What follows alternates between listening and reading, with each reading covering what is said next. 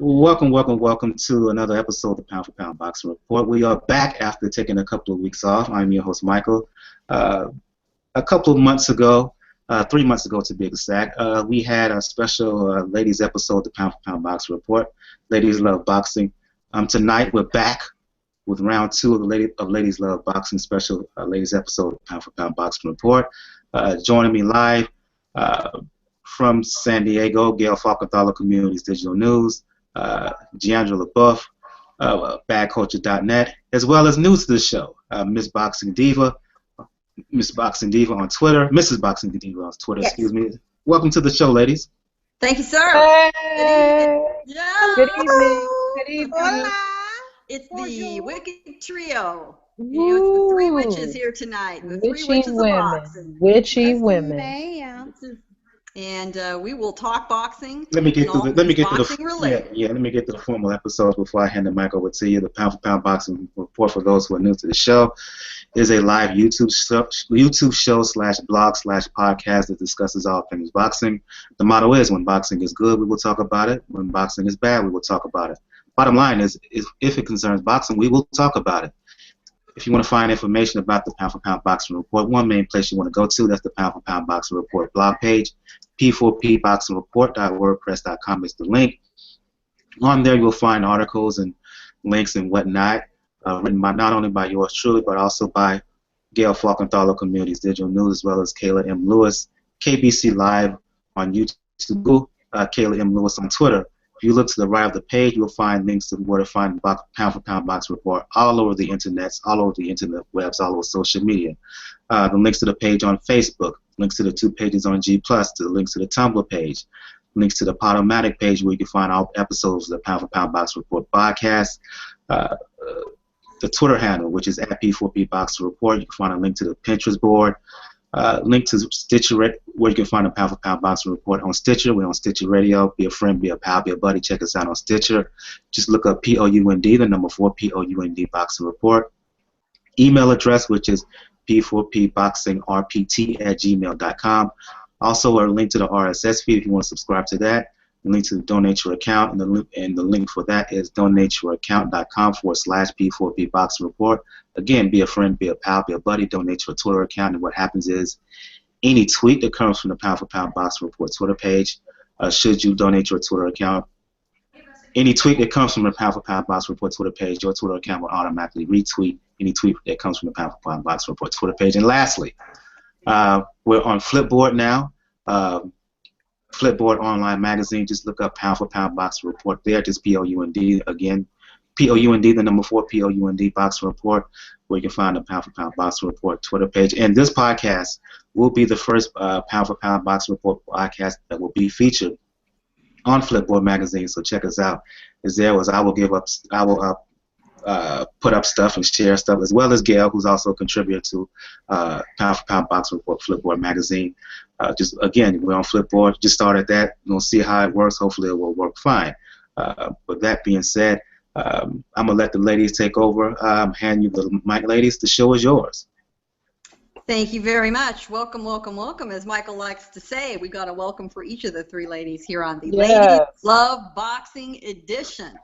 So we're going to do the news of the day like we do every week from the panel's perspective. And then I understand that a lot of you have had questions for us over the week. So we're going to answer some of those questions. And after that, say what's going to happen. We have no idea. And all three of us have dogs, and you can hear some of them barking. And They love boxing too. They do. They're excited. They love it. Well, in my case, I have 3 boxers in the house, so boxers love boxing. Having said that, let's get started with what I think is the big story of the week as far as the actual sport of boxing in the ring is concerned. The announcement of the next fight for heavyweight champion Vladimir Klitschko, and that is a date with Tyson Fury. Great, and all of our British fans very happy. So, ladies, let's start with you, Jeandra. What do you think of that matchup, and what do you think is going to happen?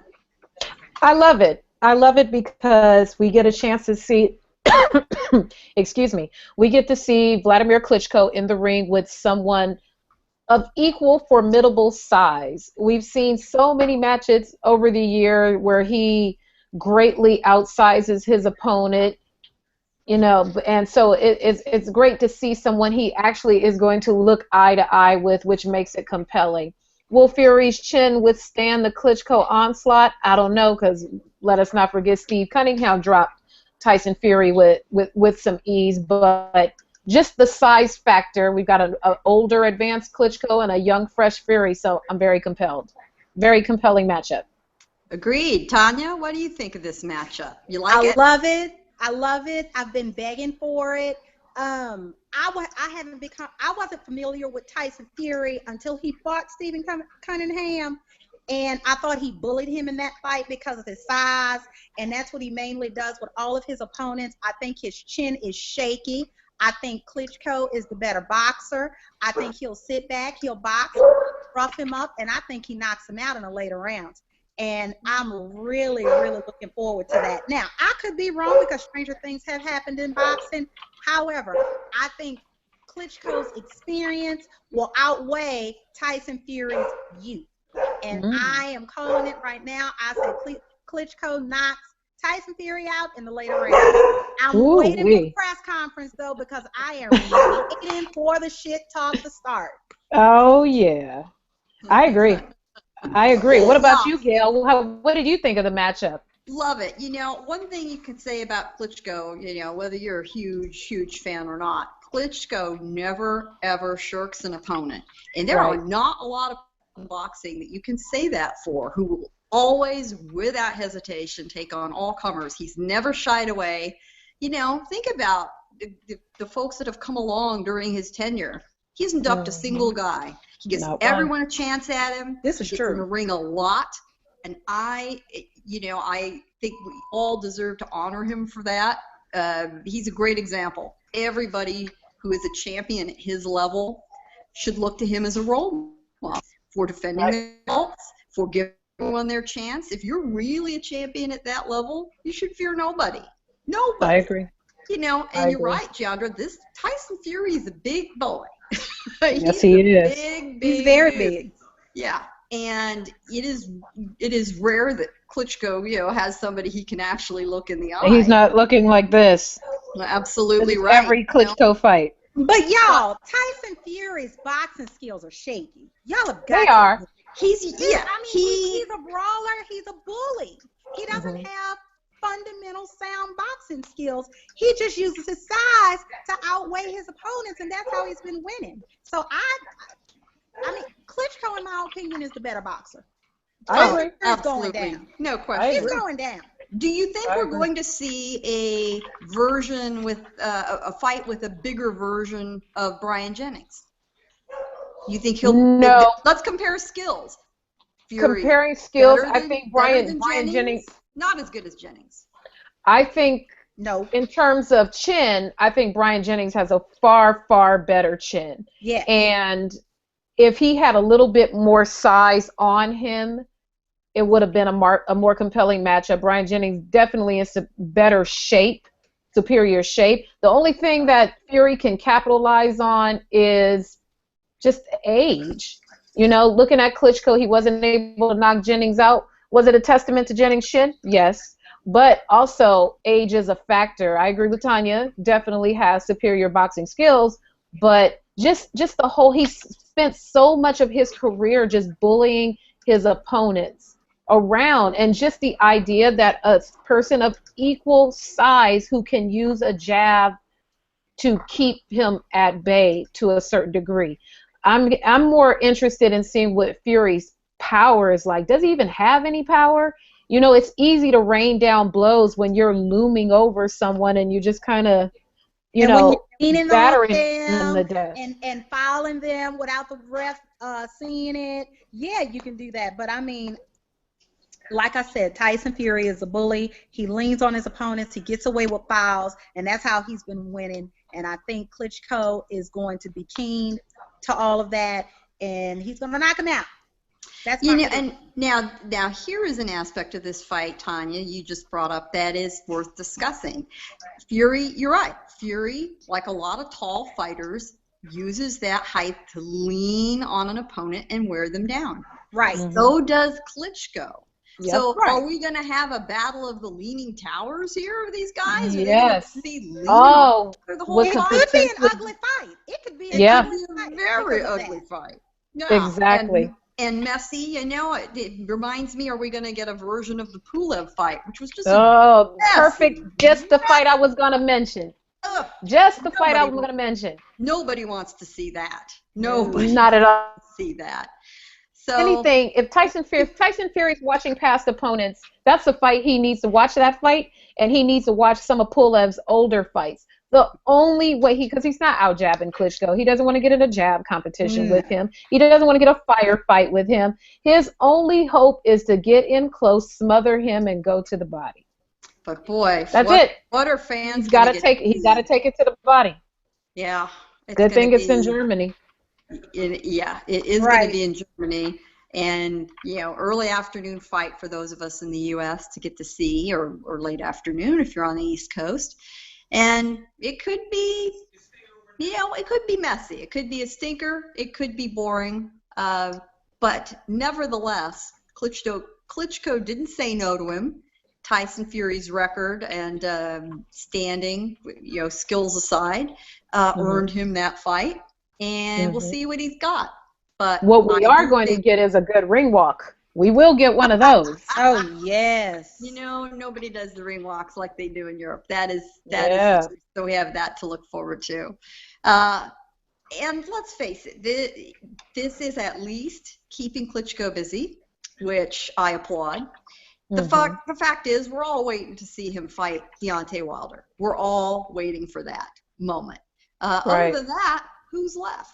So we're going to see Wilder back in the ring, and the thinking is that if our pal here in Southern California, Chris Arreola, wins this weekend, or whenever he's, I'm trying to think what card he's on. Not this weekend. He's on the Chavez. Is he on the Chavez Jr. card? I think so. Yes. Yes, he is. He is on the card in Texas with Chavez Jr. That's another story. And we will probably see him win. Don't get me started on Junior. We don't get any of us started on Junior. It'll be ugly. We'll give him all a good spanking like he deserves. And so we're going to get back to the topic. We're going to get Arreola winning. And I think we're going to end up seeing Chris going in the ring with Wilder. And then, assuming Wilder wins, we'll eventually get that showdown down the road. And that's a fight to look forward to. In the meantime, keep yourselves busy, gentlemen. I'm fine with that. Fight whoever you got in front of you and, earn a little dough. I'm good with that. A little bit of cash. Look cash. forward to. Yeah. So that's a good fight we've had announced this week. On the other hand, another fighter in Great Britain has been out there on Twitter and the interwebs trolling one Carl Froch, who really can't decide what the fuck he wants to do. Does he want to retire? Does he want to fight Triple G? Does he want to fight someone else? Your dog wants him to fight Triple G. Yeah. But I want him to fight Triple G. All Carl really wants to do is show off, his six-pack. He's out there posting, glamour shots of himself on Twitter, calling people out. What do you think Carl's up to? What does all that really mean? What are we going to see from him? Should he retire? Should he fight? What's the deal, ladies? Let me know. I think Carl Froch has bills, and so he's trying to have so that he can get a fight, a big payday, so that he can pay those bills off. That's what all of that is about. Preach. Preach. I mean, we need to start calling it the way it is. These fighters have bills just like everybody else. He's probably up to debt in his up to his eyeballs in debt. With that hot wife, that hot model wife don't come cheap. Exactly. Well, Carl likes his fancy cars too. He needs to pay the cost to be the boss in that house, and that's why he's calling. That's right. That's right. Tell the truth. So really, he doesn't want none of that. About the money here? Is it really all about the money? All about the Benjamins. They've been watching Triple G. How many times over 2014? Oh, he brings no financial value. A fight against Triple G does nothing for me, et cetera, et cetera. Yes, yes. Triple G keeps winning. Triple G is selling out arenas. all of a sudden, Triple G is a good, formidable opponent. You know, and Triple G is finally in a position where he can pick and choose his opponents. You know, they were clamoring with him with Andre Ward after that stinker. Andre Ward was just in on BET and how he doesn't have to fight Andre Ward, and now they are looking at moving up Andre Ward to the next weight division, which they should. You've got David Lemieux. You've got he's options. He's got the option of the winner of Canelo Cotto. He's the man right now. Carl Froch wanted to fight Julio Cesar. I would wait, but and then now all of a sudden Chavez gets his ass beat by Funfara. That's not a factor. Nobody cares about that fight. We know Froch is not going to fight Andre Ward, or well, we know Andre Ward's not going to fight him because Ward is more than likely is not going to travel over to Europe where he's going to get the shaft. And Rock Nation definitely doesn't want to go into a purse bid for people. So you know. He's got to keep his name in the mix somehow, keep himself relevant. You know, give him a tomato can. If he really has bills, I mean, it is Carl Froch, and he has a big following overseas. Give him a tomato can. You know, let him fight. You know, put him on the undercard of Kell Brooks' next exhibit. Put him on the undercard of the Brooke Rios card. But Carl Froch being Carl Froch is not going to be the second fiddle to that. No, he is. Carl Froch, go on and retire and get you a job over there at Sky Sports on the desk. You know, you're a pretty articulate guy. You know, quit playing with us. Absolutely. You know, at some point, even if you do have bills to pay, you know what? At this point of your career, there are other ways to pay your bills, and broadcasting is one that you can earn some decent money without getting your head bashed in. And I'm speaking to you, Paulie Malignaggi. You have no back in the damn ring. You're making good money. You're doing a great job as a commentator. Stay the hell out of the ring. I'm so disappointed in Paulie. That's a story but you know, sometimes, yeah, let me write that down. Sometimes these boxers cannot let go of the ring.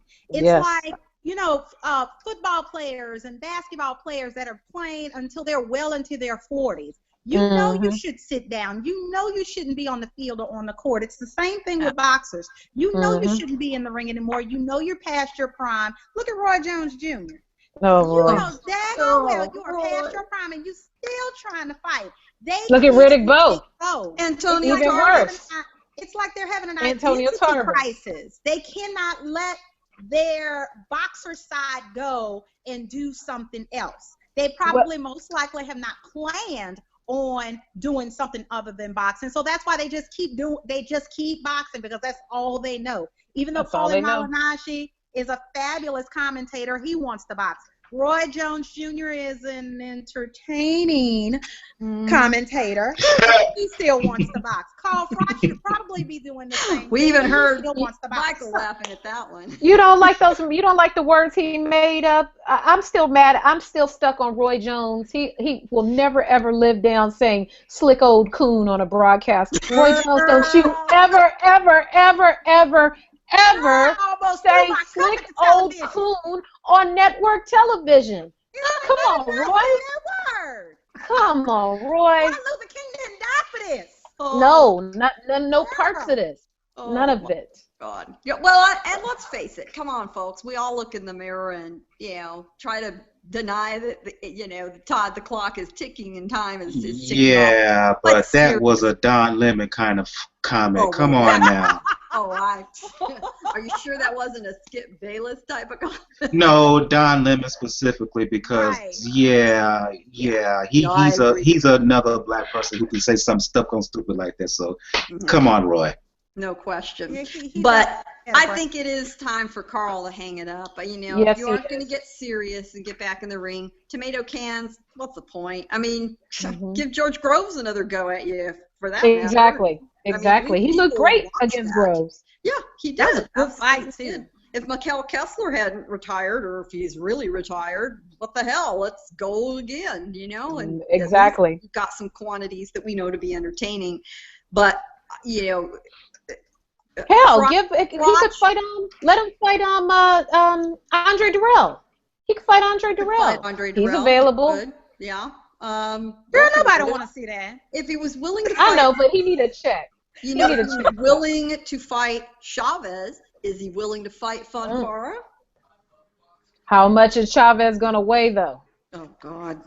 Chavez he gonna 200 come in. We gonna pounds. weigh 177.3 is the catch weight. It's gonna be a cruiserweight, is what it's gonna be. You know, goes out partying. Right. But Him and Chris. He probably out there eating with Chris Areola. You know, but as Tom Loeffler so wisely responded, well, you know, you say you can beat his ass. It's one way to prove it. That's right. We'll let his actions do the talking. I don't think any of you should mark calendars or bet on that anytime soon. Never. I'm not even making a cup of coffee. Yeah. I'm not even making a cup of coffee behind it. Not gonna happen, ladies and gentlemen. So, but I think the trash will continue. I think the baiting will continue. I think it might rage on all summer, for that matter. Can I chime in, ladies, and be a bit of a contrarian here? Because please do. Please. I think, maybe it's just me, but I think that Froch has a more than decent chance to beat Triple G. I think he's got a chance, and I think everybody got a chance. Hell, I got a chance. No, I think he has a legit chance. I think he has a real legit chance based on his size, his length. He does a lot of tricky little things that is not really judgeable to the eye at first. What happens when Triple G gets hit really hard because he's never been in the ring with someone who hits as hard as Froch? What happens if Froch gets the jab going? What happens should Froch if Froch is able to back Triple G up? And see, I think Froch has the size, the strength, the power, and the skill set to do that. But Froch, he has to make up his damn mind if he really wants to fight. The thing with him in a matchup, he does have that ability, but as we've seen the progression of Triple G as a fighter, I will sum it up to how Triple G cuts the ring off. He is very effective at cutting the ring off. He was good at first, but now he's getting downright great. Yeah. And Carl Froch has his legs haven't been looking the greatest, and I have a feeling if Triple G fought Carl Froch, it would look something like Cotto Chavez Jr. Martinez. I think it would look like that. It would be him. It would be him walking down as a smaller guy, but smothering him and not giving Froch the opportunity to get those long arms off because Triple G is not afraid to fight on the inside. So once he walks him down, Froch is effective when you keep the fight in the middle of the ring, and then he can kind of place you where he wants you. But if you've got Triple G walking you down, cutting the ring off side to side, lots of lateral movement, he's never fought a guy like that. I mean, But all it takes is one punch. That's all. Everybody, I got a chance. Exactly. He got to stand perfectly still and let me use an anvil, but I got a chance. I'll tell you, I think, speaking of all the potential opponents for Triple G, the one guy that might actually score a wild upset is somebody like Andy Lee, who has pulled some fights out of his ass with some crazy last-minute punches. Shout out to the Kronk Gym. Shout out to the Kronk Gym. That would actually be a good fight. And I do think that would be a good fight, a fun fight. I think they'd engage each other at the right level that would make it interesting and not trashy. The ring, I think he staggers Triple G. I think he staggers him. I think he does too. I think there's a potential for that, and that's certainly a possible fight in the mix. Although Andy is now fighting a mandatory, I believe, and I can't think of who he's getting ready for on the calendar, but I don't think he's in the current rotation. But Triple G has got to find somebody to fight here in the near future, and he's starting to run out of options. I don't know what Tom Loeffler has got in the hopper, but they're going to have to do some hunting. It's a good opportunity for someone young and ambitious if one of the bigger guys won't step up. And maybe they'll bring Toriano back into the mix. Toriano got the shaft in favor of Willie Monroe. And Toriano is very vocal on Twitter about his desire. So maybe they'll bring him back in the mix. That's a good call. That's not a bad default. I think all of us would welcome seeing something like that. But I suspect in the next 3 to 4 weeks, we'll probably find out who that opponent is. They can't really go a whole lot longer without naming somebody for him. And, you know, everybody's filling up their dance card for the late summer and early fall. So we've got to have that happen. Speaking of dance cards, we'll go off the script just real quickly here. Who's Floyd Mayweather going to put on his dance card? Me! Got any feelings with that, ladies? You? Are we hurtling down the road to the inevitable fight with Amir Khan, or might it be somebody else? And Floyd is such a dick. I could just see him screwing Amir Khan like one. No, Amir Khan. How do you really feel about Floyd? This is two different discussions. There's the fight we think he's going to make, and the fight that we want, that we would rather see. And I don't think any of us want to see him fight Amir Khan. I mean, no, really I'm don't. good. Hashtag no Amir Khan, Floyd Mayweather fight. I don't nobody. I'm so tired of listening to Amir Khan whining and complaining. I don't want to hear it. I don't want to hear his thirsty ass anymore complaining about the fight. Well, imagine if he gets like it. a little 10-year-old that dropped his popsicle. Oh my God. That thirsty about not being able to fight Floyd. That thirsty bastard doesn't deserve the fight. Oh, and here's the thing: if he gets the fight, then somebody's gonna have to assassinate him. Because he will. You think he's talking because he doesn't get the fight. If they actually give him the fight, first he's gonna cry. First he's gonna cry like Miss America when she get the crown, and then he is going to talk. Oh my God! I'm just trying to visualize. He's going.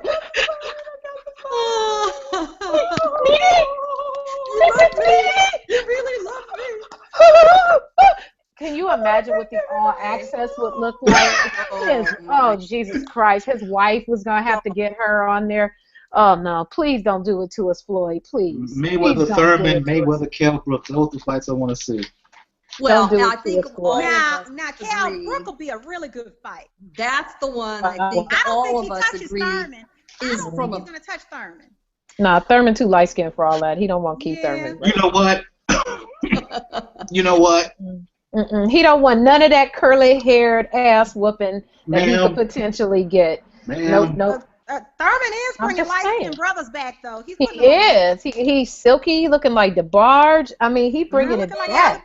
Legitimate child. Got all that good hair. Do you not enjoy the Thurmanisms? In the Thurmanisms, like the I have loved. First, you got ladies out here thirsty for that light skinned Drake because he done put on some weight in the beard. No, not here. No.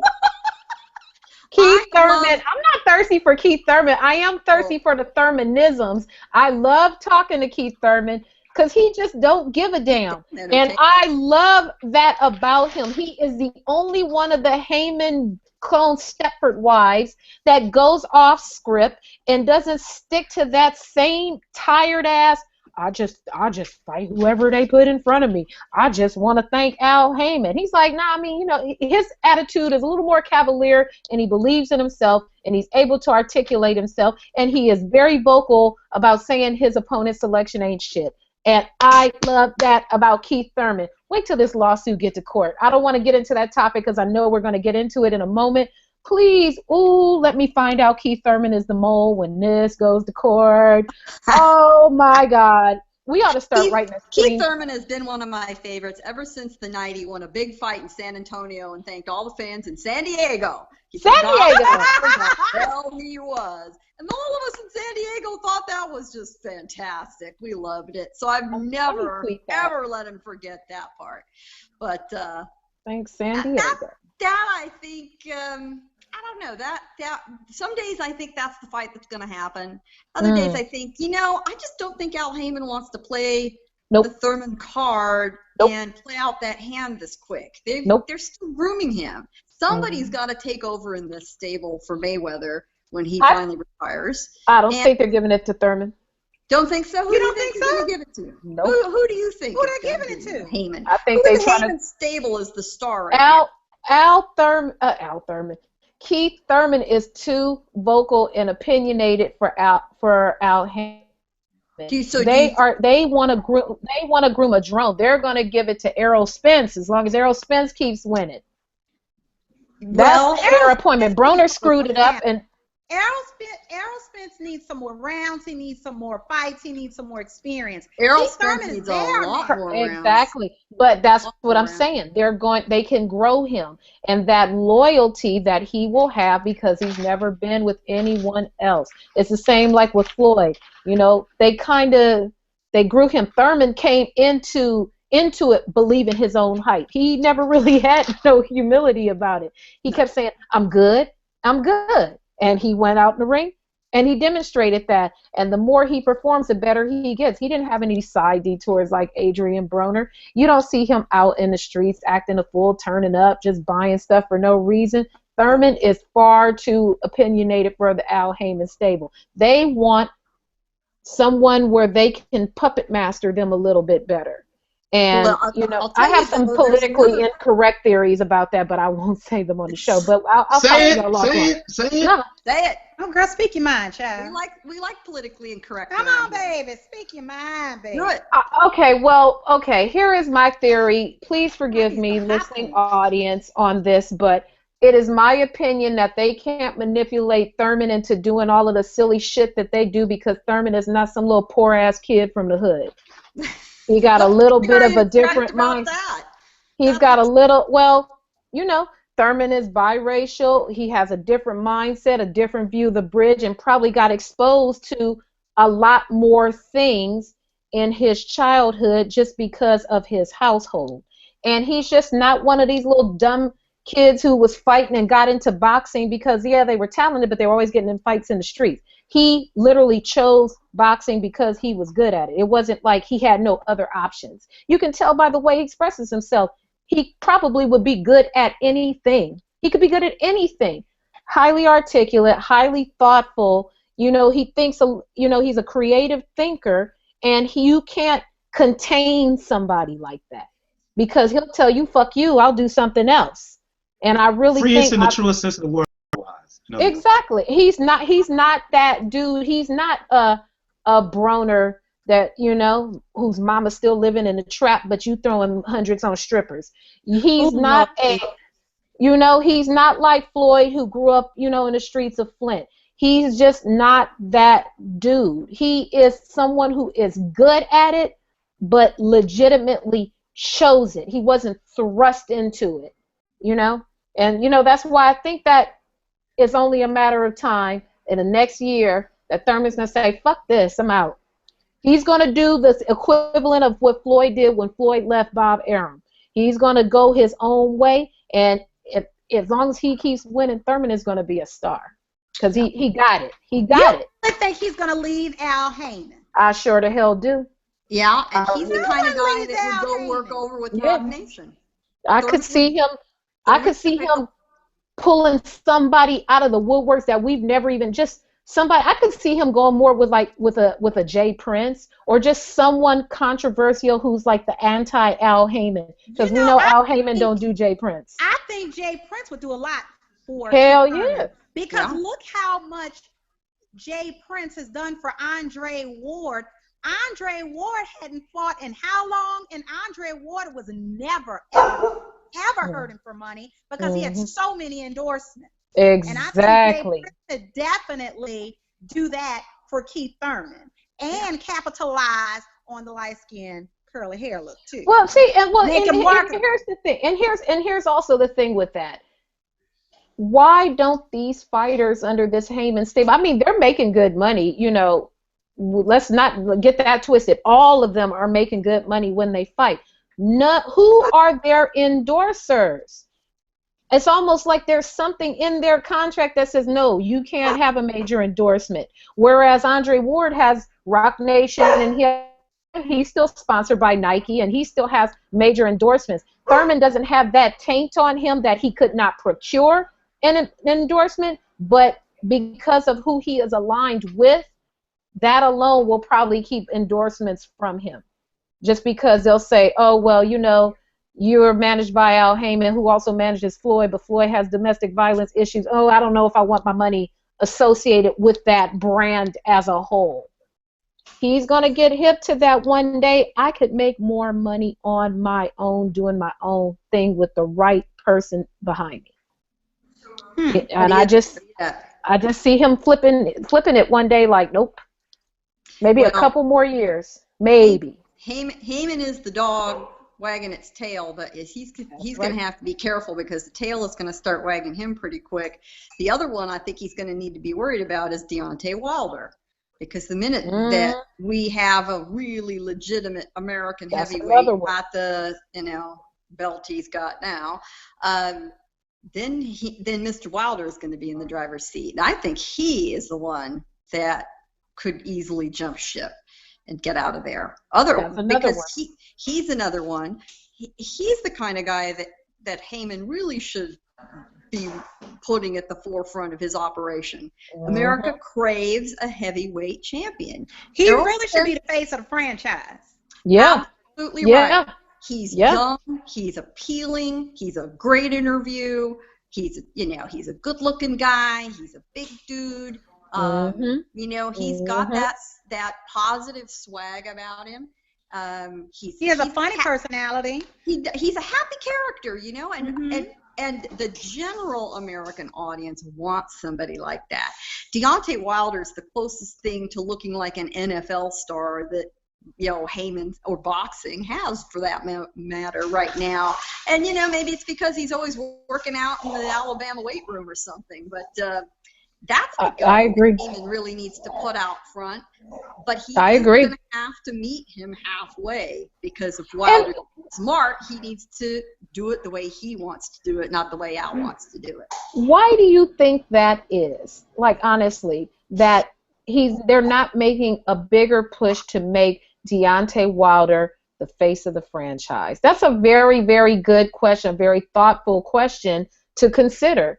He has all of these wonderful attributes. If you're trying to bring back boxing to its purest form that we knew it to be a few decades ago, bringing it back on TV, the crown jewel of any boxing event was the heavyweight division. So since you're making this drive, this powered by the olden days, why isn't Deontay? That's a really damn fine question. Why isn't Deontay Wilder getting the backing that he should? That circles around to your original premise that Haymon only wants guys whose puppet strings he can pull. Yeah, and I think Deontay, as young as he is, isn't one of those guys. No. Look at the draw he made in Birmingham. Birmingham. He filled that. Not going. Birmingham. That point is country cornbread fed from the South, where we deal with tons of blatant racism and people are just taught to stand up for themselves. Deontay Wilder's not going. He's another one I think that would do well with Jay Prince. He would do with Jay Prince. Yeah, when you can fill that arena in Birmingham, bring the celebrities down there that he did. You see Charles Barkley and Evander Holyfield in the right. And yes, they have ties to the area, but they didn't need to go down there. Exactly. Yeah. Let's did, because let's just really marinate on that. Damn entertaining. That was a great event. It is good, and we have talked about this on the show before. It is smart to get fights like that booked all over the country. Exactly the same thing that Terrence Crawford's doing in Omaha. I love it. As convenient as it is for us to have fights in LA and Las Vegas, and Jeandra and I love that because, they're close to home. It is good for the sport to book the fight in Chicago, in Omaha, in Texas, in Birmingham, Alabama, in Miami, Florida. This is nothing but good for the sport. And if Andre Ward could get a decent opponent, good for Oakland. Get him filled up there. Yeah. He sold well. His fight sold well at the Oracle Arena. It's just BET wasn't the right platform for him. But in terms of the Oracle Arena, that looked great. It was packed. And now they're waiting, they're riding this high. In that card. Let me say this. I have two points I want to make. First, I think the reason why I think they're thinking behind putting it on BET was to expose black people to Andre Ward, because most black people know Floyd and that's it. So that was a way for them to introduce Andre Ward to the black boxing fans. So I think that's why it was on BET. One. Two, I agree with you all when you say that they need to have boxing in other places other than, your boxing towns like LA, Vegas, and New York. They need to have it in other venues that are typically not boxing towns, because a lot of fans of boxing can finally attend a match that's in their hometown, as opposed to booking a room and getting a flight and flying to Vegas or flying to New York or flying to LA. It's like, oh, it's here in Alabama, or oh, it's here in Omaha, or oh, it's here in Memphis. That's just my plug. But boxing fans can finally have a fight in their hometown, and they don't have to, make a vacation. Perfect example. And perfect the example. important part of this is once you go to a live prize fight, if it's your first experience getting to go, there's nothing like it. You're hooked. Exactly. You see one fight in person, and it is so different than seeing it on television. It is rather, it's still exciting, but it's a little antiseptic. You get in there, and the sights, the sounds, the sweat's flying, the other stuff's flying. People are excited. It's just nothing like it. I mean, when you can get, of all people, Warren Buffett into his first prize fight in his 80s, and he's on Team Crawford. Right. I need to holler at Warren Buffett. You gotta Warren Buffett is a boss. I mean, Warren Buffett, I need to hold a little something from Warren Buffett so I can get a hood runner where it needs to be. But perfect example of that, Warren Buffett, holler at me, Warren. I just need a little bit. I don't even need that much. I just need I need 5. Warren Buffett could crack me off with like 10 stacks. I will flip that 10 stacks. Oh. But perfect example, back to having boxing. Let's look at perfect example. Broner versus Porter. It was made absolutely no sense for that fight to be in Vegas. I don't give a damn that they both live there. That was so stupid. Nobody is flying to Vegas. Who is flying to Vegas for that? Vegas is a tourist destination. Nobody is taking time off from work to go see, Adrian Broner versus Sean Porter. It's sure going to be a lot of hoes hanging out in the lobby. Let me take off work with my boys and go see that. Nobody's doing that. Nobody's doing that. Yeah. Floyd Mayweather is Floyd Mayweather. You put that fight where did Broner fight when he fought Emmanuel Taylor? Cincinnati. Put the fight there. Absolutely right. Hell, Broner's kids could have filled up half of the arena. And then, you put the fight in their hometown.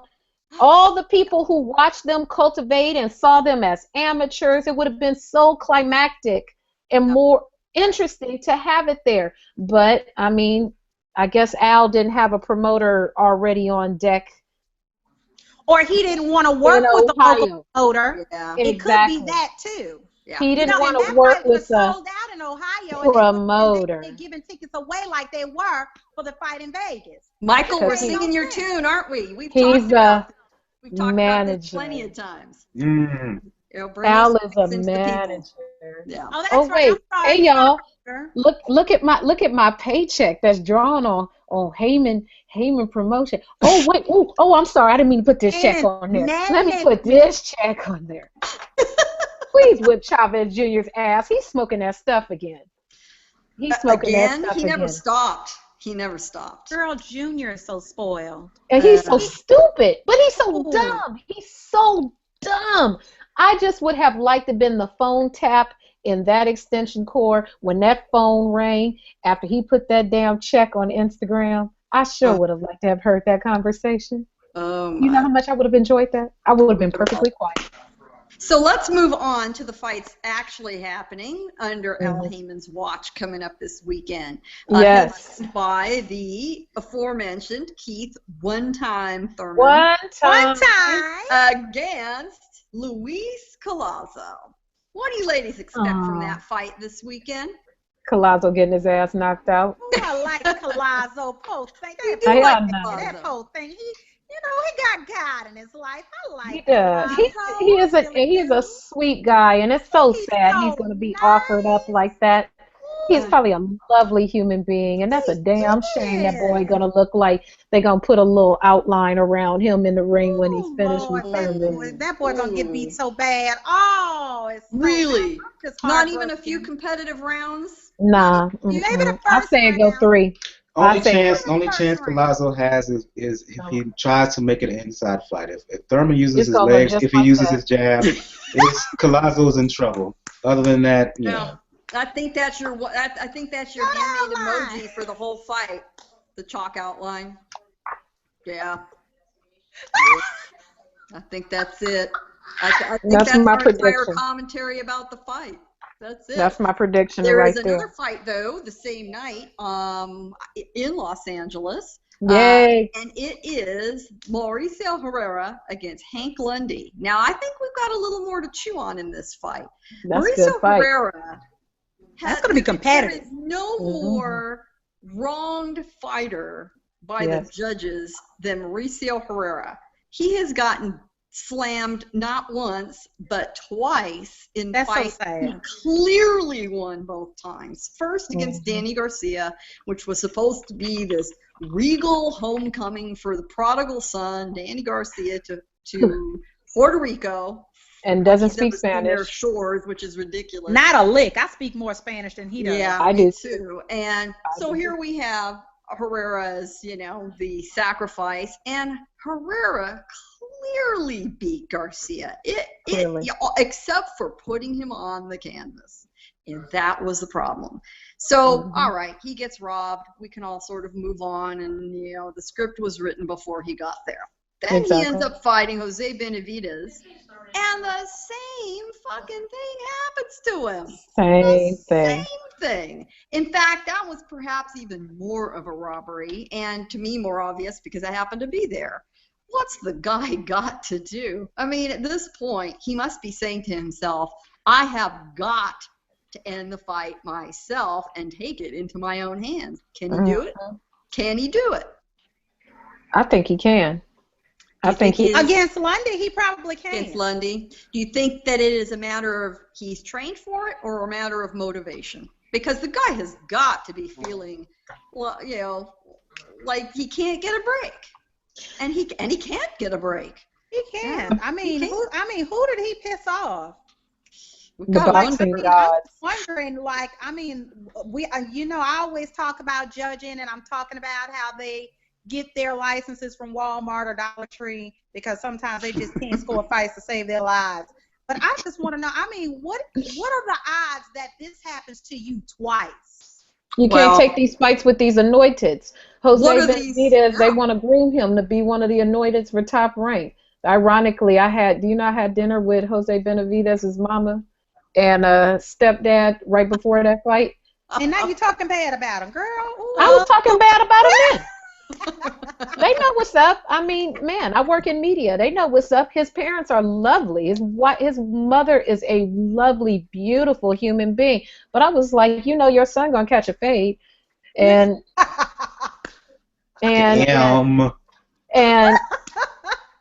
you know. So you all basically were at the dinner table. You were like, your son about to get beat up. Pass me that butter. Yeah, pretty much.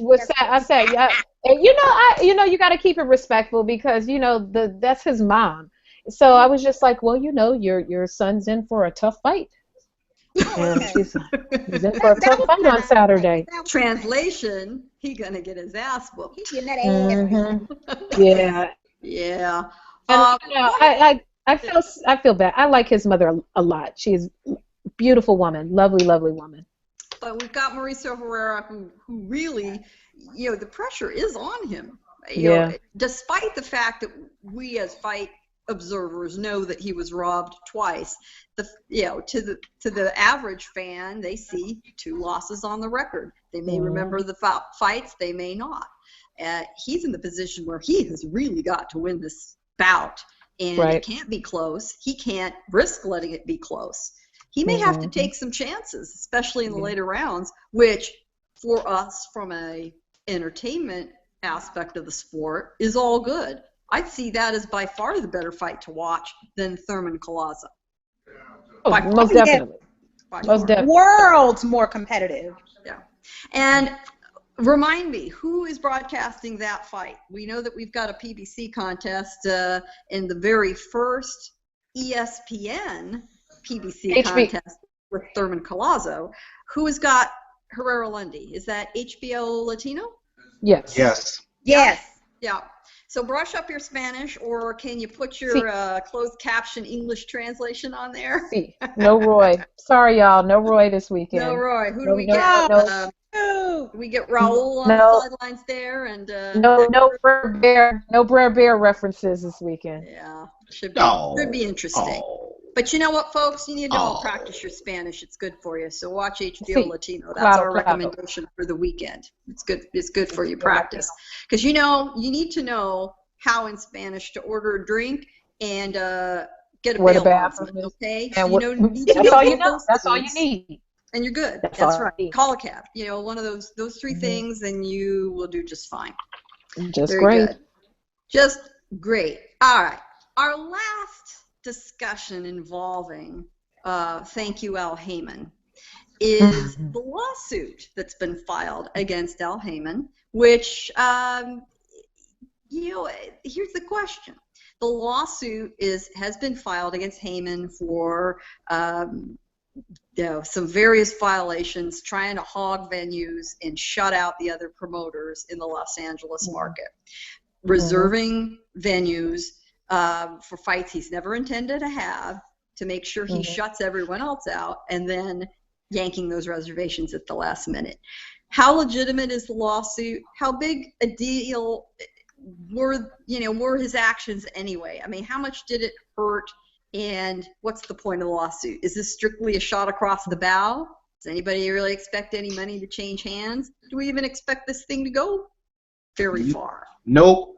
One word answer. No. I just think it's a pissing contest. It's a pissing contest. It's a battle of the egos. Bob Arum's pissed with Al Haymon because he can't get Al Haymon to do what he wants to do. Al Haymon's like, whatever, I'm the man, I'm going to do whatever I want to do. And Bob Arum's like, watch this, I'm going to take you to court. So basically what they're doing is they're making lawyers richer. Let me chime in on this, ladies. Chime right in. Can I share? Yes. Here's the thing for me. You would think that with NBC, CBS, all these networks dealing with Al Haymon, that they would go through him with a fine-tooth comb, right? Dotting every I and crossing every T. And if they found anything, they would have said, we're not dealing with you. We're not going to do any business with you.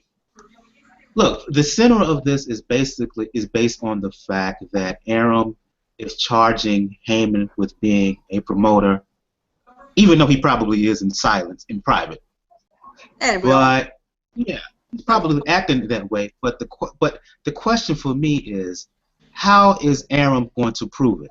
Unless he got a mole on the inside, how is he going to prove it? Because it didn't show anything in that 50-page document, right?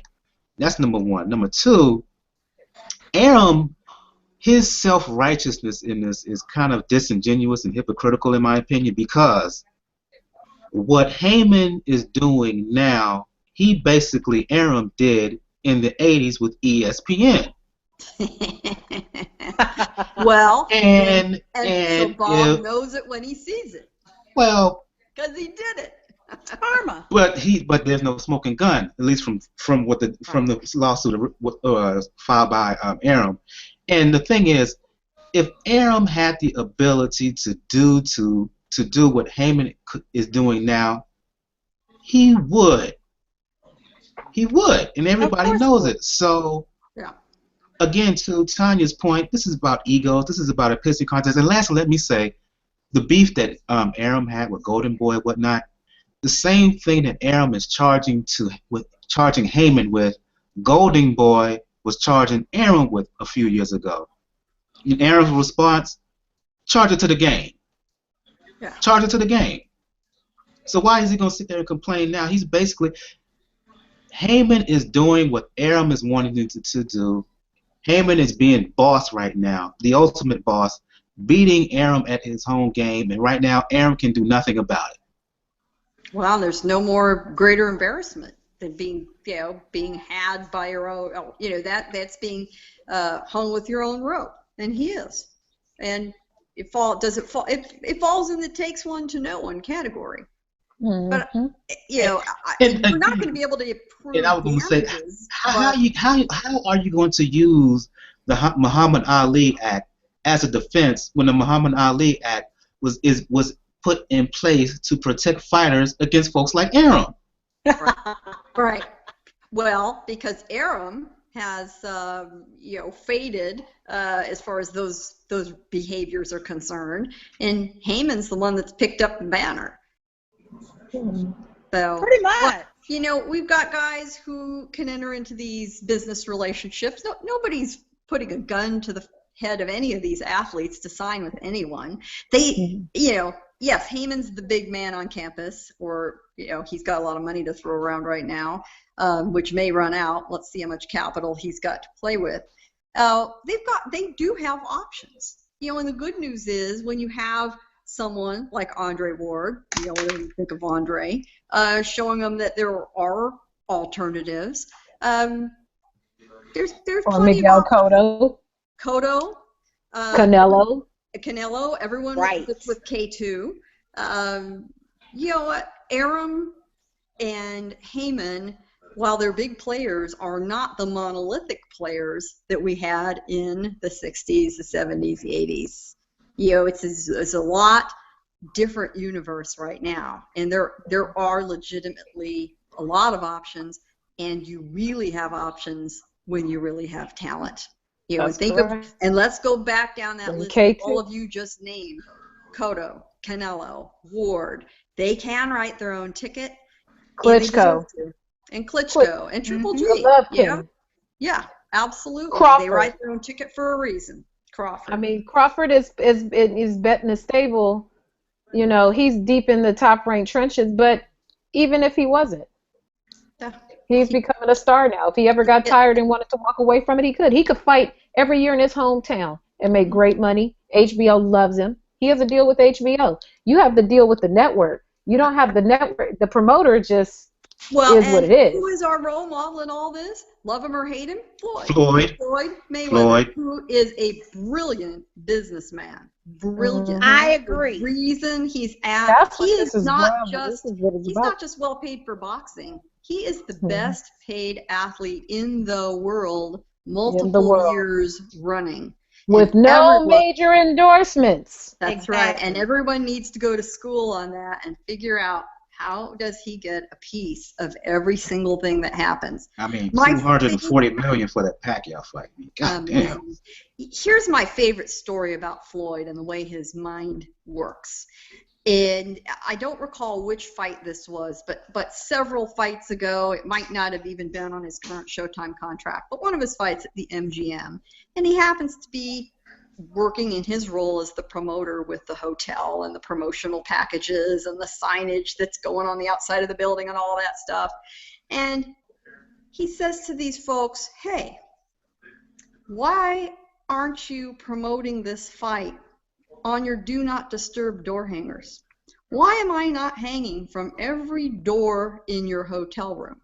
From that point on, every fight, not just Floyd's fight, but every fight has now been promoted and printed on the damn do not disturb door hangers in that hotel. And that alone, practically pays for the overhead of that promotion.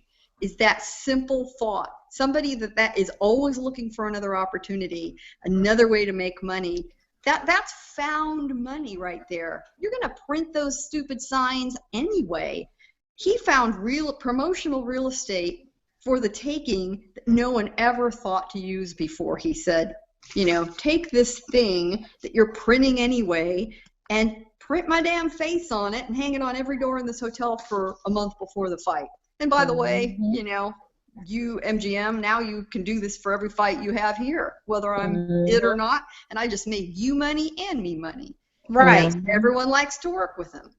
That is what creative genius when it comes to publicity. Absolutely right, and that's what it takes in today's world. And he knows how to manipulate the social media. He's got his products on everyone's backside, his signage on everything that moves and doesn't move, and that's what it takes in today's world. And that's what all these guys, young guys, need to learn, or have someone around them to do for them. That's what they really need. So, so we'll see what happens with this lawsuit. I think it's so much smoke, and they'll all go. It's just a power play. It's a power play. So much bullshit. I mean, I saw something that Fight Hype pulled out this past week. They pulled out some quote from like 2010 or 2011 where Oscar is saying, quoted in an interview saying, we have to get all the TV dates or something about monopolizing the TV time. Yeah. Why are you mad now? Why are you mad? Yeah. Look, ladies, Floyd, he learned from Leonard. Leonard learned from Robinson. And more boxers need to learn. Just historically, it's always better to run your own ship after you get to a certain level. Period. Yeah, and if you can do it, hey, more power to you. Absolutely right. And if Ward is smart, he would do it. If Crawford was smart, he'd break away from Arum as soon as he can. Unlike Pacquiao, who should have broken away from Arum. As far as I'm concerned, if he were broken away from Arum, the Floyd Mayweather would have got made years ago. Right. But hey, that's the deal. That's the deal in 2015. Yep. Absolutely right. Let's get the cameras and all that back on. Okay. Here's the quote right here. Here's the quote. Oscar De La Hoya, 2010. We need to sign all the talent and get all the TV days. Then you can have your own agenda. That's a direct quote from Oscar De La Hoya in 2010. Before you move on, ladies, I do have some questions for you that from some listeners. No holds barred. Ryan Kinzit on Facebook has some questions. He has a series of questions. I'm gonna ask all of you a couple of questions so you all can answer. Then I'm gonna break it down to ask. Let's do it. Question time. Uh-oh.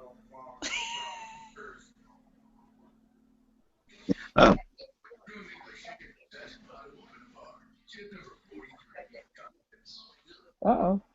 Did we lose them? Okay. I was asking the question. Okay, I'm sorry. I've kind of froze up a bit. Question from No Holds Barred. This is a question for everybody. Then I'm going to break each question down and ask each of you individually. First question is, what got you interested in boxing and when? Well, I'll start with that. I grew up watching boxing. I grew up in a household where boxing was really common. My father was a huge fan.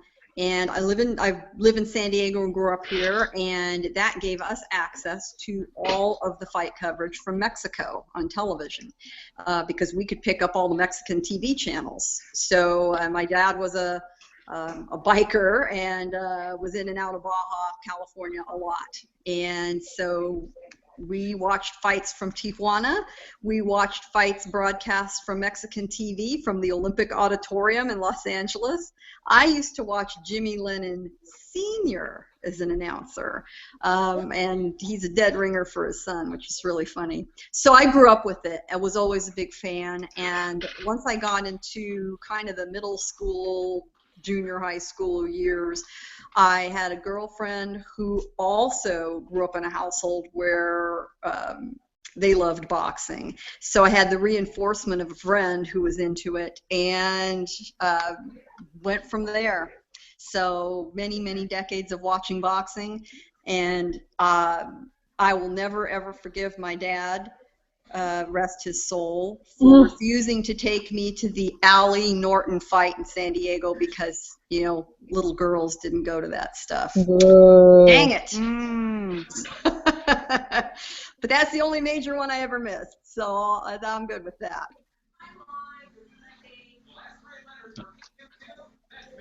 Okay, I'll go next. Sorry, my bad. No, that's okay. To piggyback off of what Gayle was saying, I pretty much just grew up in the house with it.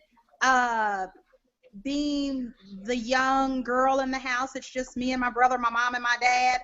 My dad and my brother pretty much controlled the television, and I had to watch what they watched. So they always had it on sports. And, you know, back then, that's when you had ABC Wide World of Sports, and boxing was on regular television on Saturdays, and we always watched it. And I sat there and watched it with my dad and my brother, and it just stuck. You know, I grew up watching boxing. I grew up watching football. I grew up watching wrestling, Mid-South wrestling. I grew up watching Kung Fu theater. All of the things guys watched is what I grew up watching. You said Kung Fu Mid-South wrestling. Memphis all day, baby. All day, baby. Dusty Rhodes, yes. All day, baby. Rest in peace, Dusty Rhodes. Yes. Oh, that hurt my heart too. But yeah, so that's how I got into it, and it stuck. I still watch football, and of course, I'm an avid boxing fan. Part-time writer for itrboxing.com when I'm not a workaholic. But that's how I got into it, just watching it with my dad and with my brother, and then I started going to live fights. My first live boxing match, well, real one, not the local stuff, was when Oscar De La Hoya fought Shane Mosley in Vegas. Nice. Very good. I flew to Vegas by myself and went to that fight. Wow. Because none of my girlfriends like boxing. So I was like, okay, I'm going to show everybody. I'm going to just go by myself. And had the best time of my life. That was like my best vacation. Well, and that goes to the point of once you've seen a live fight at that level in person, you are hooked for life. For life. Yep. All right, Jeandra. Boy, they were mad. Boy, when Shane got that victory, boy, that was a mad arena.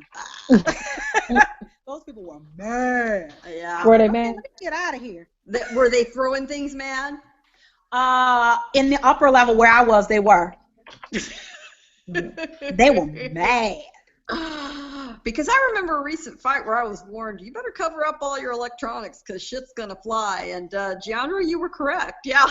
I just looked around like, we better close our electronics up. This doesn't look too. Yeah. All right. You're up.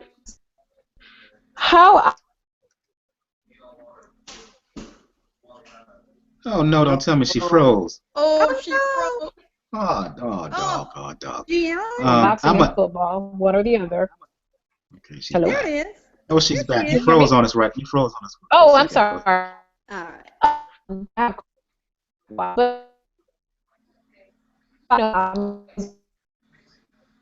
We're getting a remix. It looks like we're getting transmission problems here. Your feed is bad right now, Jeandra? Can you hear me now? Is it better? Yes. Yeah. Any better? Yeah. Any better? Much better. There we go. In West Philadelphia, So I started watching it with my In dad. the playground, and no, stop.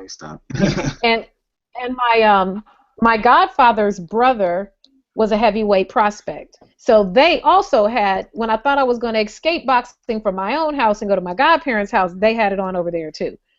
I kind of lost during the whole rise of the pay-per-view years. I was in college, so I kind of lost my love with it or my interest in it through the college years and high school years. But then what got me back into it, crazy enough, I was into the show Survivor that was produced by Mark Burnett.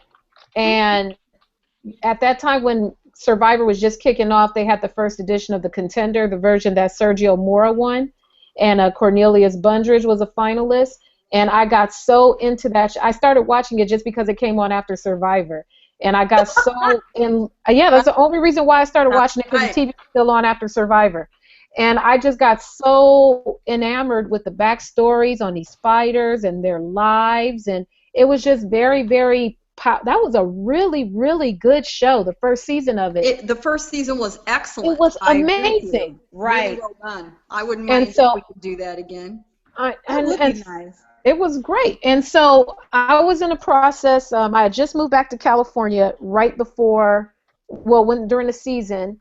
And the guy I was dating, a Puerto Rican guy, go figure, a Puerto Rican into boxing, he was like, let's go to the finale of The Contender, because he was into it too. And the finale was I think it was at Staples Center. And he and I went on a date, and we went to the finale of The Contender, and that was the first live fight that I ever saw. Wow. Was when Sergio Mora won The Contender. When Sergio Mora won The Contender. Wow. So if it wasn't for the Latin snake, All fighters in the world. Goddamn Oh, God, I gotta Sergio tweet that. Mora. Hold on. Let's If it see. wasn't for Sergio Mora, we wouldn't be here. So that's what got me back into watching it. In terms of writing about it, I was just really active on Twitter, and when Twitter was very new to me, and I kept seeing these hashtags. What's a hashtag? What's a hashtag? And so from there, from learning about hashtags, I started finding other people who watch boxing. And I met someone on Twitter who I'm still very, very close with, who was like, "You're a girl who likes boxing. You're a black woman who you should write about it." Mm-hmm. I'm like, I don't know about all that. And then just from there, that person encouraged me, and then here we are. Here we are. Sergio, the Latin Snake Mora. Thank you, Sergio. Yeah, and All right, Sergio's Michael, been a guest. I don't even think he knows how meaningful that fight was to me. He's been on my show. I don't think I ever even told him the whole story about it. And he's a real. If you ever want to get him on a show, he's a really good interview. Very good. Well, he might be filtered now that he's with Al Haymon, but before he was really good. Okay, I'm gonna got some more questions here, but before I ask the question, I would like for you to talk about the state of women's boxing. I don't talk about it really on the show since you're here. I would love for you to talk about it. I should talk about it more. That's on me, but could you please talk about that? Yeah. Absolutely, you're right. Call me out for it. Call me out for that. Some more questions here. How do you feel you are looked upon by male fans? Are you patronized? Are you disrespected, respected, etc.? Again, this is for everybody. How do you feel you're looked upon by male fans? Okay, can I answer this first? Please. Okay, first everybody thinks I'm a groupie and that I want to sleep with boxers, and I'm like, boo, don't flatter yourself, please. I'm a married lady, thus my Twitter name, Mrs. MRS Boxing Diva. So please don't flatter yourself. That's the first reaction I get. Then when they figure that out, then everybody's perplexed, like, well, why do you like boxing? You're a girl. I don't understand it. And then I have to go through the whole spiel about what I just told you about getting into it as a kid with my brother and my dad, blah, blah, blah, blah, blah. And then they're like, oh, well, you don't know what you're talking about. And then when we really start talking about boxing, then everybody shuts up. That's what happens with me. Go ahead, Gayle. Well, I would tell you, other than the occasional trolls, and trolls are going to troll no matter who you are, what you do, what you talk about, male, female, white, black, old, young. The trolls are always there. So trolls aside, I have been pleasantly surprised how well I have been treated. I think in general, other than the usual shit-talking nonsense that can be fun, everyone has been extremely respectful, welcoming, gives you a chance to express yourself. And, maybe there are some male fans out there that are thinking, yeah, right, sure, here's this redheaded white woman. Are you kidding me? But if they like what they hear, like what they see, and especially like what they read, they give you your props for it. I've never had anyone not say, after reading something I've written about a fight, okay, yeah, you know what you're talking about. They give me my due every time. The community itself is very welcoming. I've never felt more at home. And as Jeandra will tell you, especially if I'm sitting in the press section of a fight in the Southern California area, I'm real easy to spot, okay? And I feel... Me and you. Well, that's why we got to be two peas in a pod. I'm telling you. Well, first of all, there aren't a lot of women, obviously, in the press corps. Right. There sure are not many white women, and there are no redheaded women. I mean, I'm it, right? So you can, I'm like a sore thumb. I feel 100% comfortable every single fight I cover. I'm afforded probably more respect than I actually deserve. So it's all good for me. That's great. Yeah. My reception into it has been not so much with the trolling, like you said, trolls are going to troll whomever. My struggle with initially. It doesn't happen as much anymore. Well, it's being overlooked. Like I just don't know anything because I'm not there to sleep with anybody. And then here in Los Angeles, we live in a large fight market that is predominantly Hispanic. And so in the beginning, there was a lot of like black female, what are you doing here? What are you even doing? Why are you here? And it was just being completely overlooked or devalued or opinion devalued just because of that. But over the 3 years of grinding it out and podcast and website and all these things and going to the fights, my test of someone is, I'm sure you ladies can relate, they want to pull your boxing IQ card and on some bullshit, who would have won out of Floyd and Sugar Ray Leonard? Fuck all that. Like, why are we even going there? Like, why go there? Mythical matchups. Whatever. It's never going to happen. We can postulate. No, we got another. Okay, you're breaking up on us a bit, Jeandra. Am I back? Am I okay? Yeah, you're getting. You sounding a little better. Carry on. Carry on. And so it's a lot better now. Like Gayle, I get respect from the other members of the media. Now it's more so of the fans who assume you have a shame that you're all things out Haymon and not anti-bullshit. I'm anti-bullshit. I'm anti-insulting the consumer. So what I typically do is I just come on my podcast. If you really test my boxing IQ, let's do it in a format. Right. Love it. Google. We're losing Jeandra. Respect it. We are. Okay. Let's go to that next question. We'll give her time for her buffer to carry. Okay. Question from regular of the show, Sean. Question from regular of the show, Sean Newton, and I'll direct this question to you, Tanya. His question is, what prospect are you most excited about and why? Oh, man. What prospect am I most excited about? Oh, man, there's so many out there. Honestly, right now I can say Errol Spence because I think he has to be a champion. Yeah.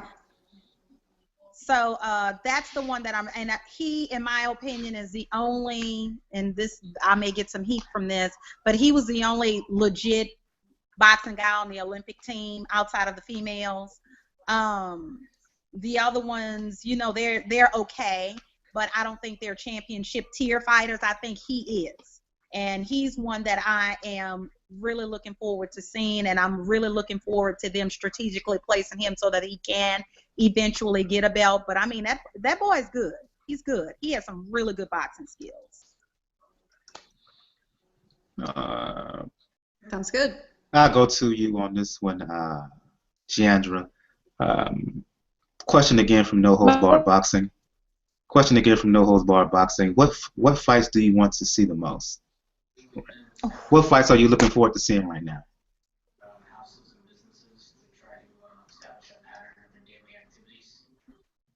Is she there? Okay, yeah, you're breaking up on us a bit, Jeandra, so I'm going to redirect that question to Gayle. Again, from No Holds Barred Boxing, his question is, what fights are you looking forward to right now? Right now, I think for all of us, we're looking forward to Cotto Canelo.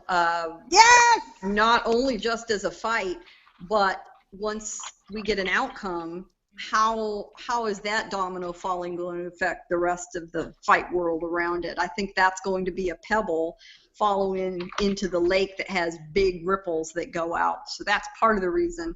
And come on, everyone, we want to see Kovalev-Stevenson. Get it on, would you? Oh, God, Jesus, be a matchmaker. Jesus, be a contract negotiator. Come on. Am I back? Am I back? You are back. Yay, I'm going to finish this and let you take in Kovalev Stevenson, and then third, Chocolatito versus anybody. I don't care. There you go. There you go.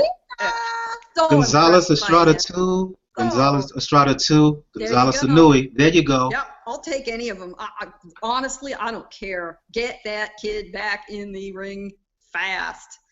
That's it. I'll be happy. I won't be greedy for any more than that. I could take that. Oh, we lost her.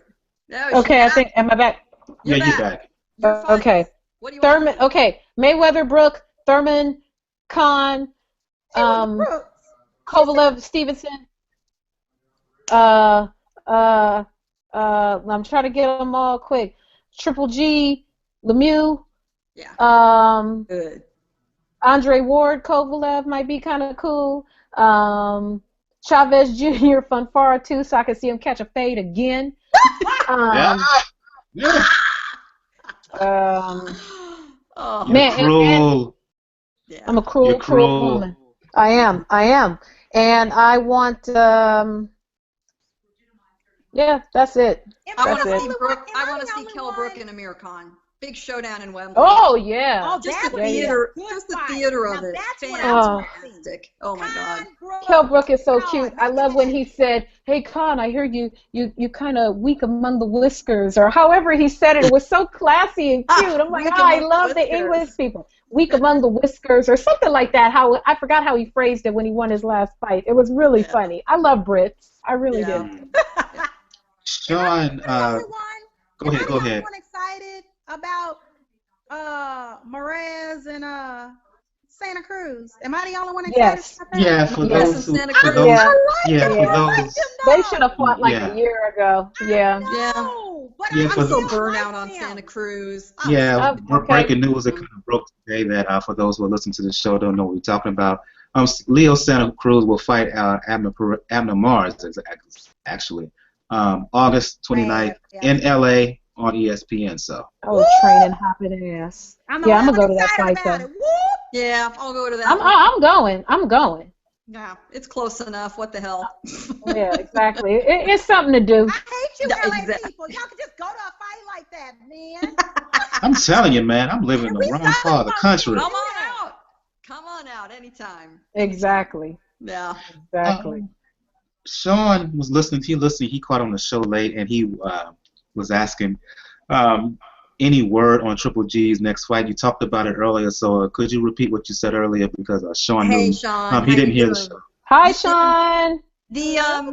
There isn't any named opponent yet, and dance cards are filling up. You know, it doesn't look like we're gonna have a fight with Lemieux that we'd like to see, and you know, the truth is that everybody's sort of waiting for Cotto Canelo to get it on and the winner fight Triple G, but Triple G needs to have a fight in the meantime, and you know, it looks like it's going to be someone on the level of maybe a Toriano Johnson, who's been very vocal about wanting to fight him. You know, the options are starting to fade away. Yep. I'd like to see a fight with somebody like an Andy Lee, but it's going to be a fight on those lines. It's not going to be Andre Ward. It's not going to be. Nope. It's not going to be Carl Froch. I mean, maybe I eat my words, but if someone told me I had to bet my paycheck, it would not be on Froch. The man needs to retire, and yeah, we'll see what happens. You know, unless a prospect really comes out of left field or someone out of Europe that we are not that familiar with, you know, I think that's who we're stuck with. Yep. Better to stay busy. I mean, you know, he will get the usual criticism of, oh my God, he's fighting another guy that, you know, isn't a big name. It just doesn't prove anything. But give the man credit. He keeps getting back in the ring. He stays active. That's what they need to do. And that's very much the Klitschko model. You know, he hasn't always fought exactly the guy at the very top of the rankings, but he fights everybody. Fair enough. Fair enough. Okay. The next question was from No Holds Boxing again about the state of ladies boxing. But since I said I want you to talk about it earlier, I just give the show. I just again hand the mic to you. You can start talking about women's boxing right now. So. I think that we got a little bit of a jump start on women's boxing when we got to see it in the London Olympics, which helped. What really irritated the hell out of me is that our women's team performed far better than our men's team, and our only gold medalist from the London Olympics was from the women's team, Clarissa Shields, who was magnificent. And she was a teenager, everybody. She was 17 years old. If that girl, had the right equipment, she would have been snapped up and signed immediately. She'd be on the ESPN body. She would be the big prospect as a he. Right. Unfortunately, her avenues are limited. She's doing fairly well. She is making the most of them. I got a kick out of her. Oh gosh, it's been a year ago now or so. She got a promotional deal with McDonald's and walked into her local McDonald's in Michigan and saw her face on the tray liner and was just amazed. She didn't even know it was going to be there. And we're going to see her again, here in next year in Rio. And I hope seeing her back and seeing her perform well again, we'll finally get it. But, gosh darn it, the announcers following the Olympics frequently would say, we had no medalists in the Olympics. We had no medalists in the Olympics. Right. Yes, we did. Hello, Clarissa Shields. Yes. And I think I called out Max Kellerman a half dozen times before he finally stopped it and stopped forgetting. I think she tweeted him. Yes, I think she tweeted him and corrected him on that. We all did repeatedly, and Right. then he'd say, "Oh, sorry, my bad," and then the next broadcast he'd start say it yapping again. He did it again. He did it again. Over and over, overlooked. First of all, we have to make sure that our colleagues in the media, and especially our very visible colleagues, do not get away with those slights. And when the women are on the cards, and when we do get them on the undercards, like we got Sinisia Estrada on the undercard of Triple G's fight against women, we need to, at minimum, mention them, show the photos from the media workouts, from the news conferences. She was there, she posed in group shots. I made very sure, even if I couldn't give a lot of space to her in my online publication, that she was in those photos, and that's really important. And they brought a good fight, and we need to make sure first that fans are aware and that it doesn't seem like it's sort of an afterthought or a sideshow. The good news is women's boxing is a lot more prevalent in Mexico and a lot of the Spanish-speaking countries and overseas. And for many years, Spanish-speaking fans have really driven boxing, and I think that keeping them active, they're used to seeing this. So good, the more the better. And I'd sure love to see some of these undercard fights featuring women, as a swing fight. Put them on the air as a swing fight. Now there was a fight on bad a month ago when CBS Sportsnet was here in Memphis. They had Amanda Serrano's fight on as the first fight. Yes, they did. It was the first time in a long time that we've actually had a woman televised. And that same night, Heather Hartley fought, but they didn't televise her fight. And what we need to start doing is trying to advocate to get these women televised, because there are a lot of women right here in the U.S. that are banging. They are trying hard, they are fighting, and they are winning. Yes. And it's not getting televised, it's not getting documented, and it's a crying shame, because these women are out here training hard. They are disciplined, they're training, they're fighting, they're winning, and it's not being documented. And we have so many U.S. fighters that are great right now. Yep, absolutely right. It's a shame that they're being overlooked simply because they're women. First, it's a classic example with Sinisia Estrada with her fight recently on the Triple G undercard. At her weigh-in, there were no the only photos of her on the scales at her weigh-in were taken by me and Esther Lynn.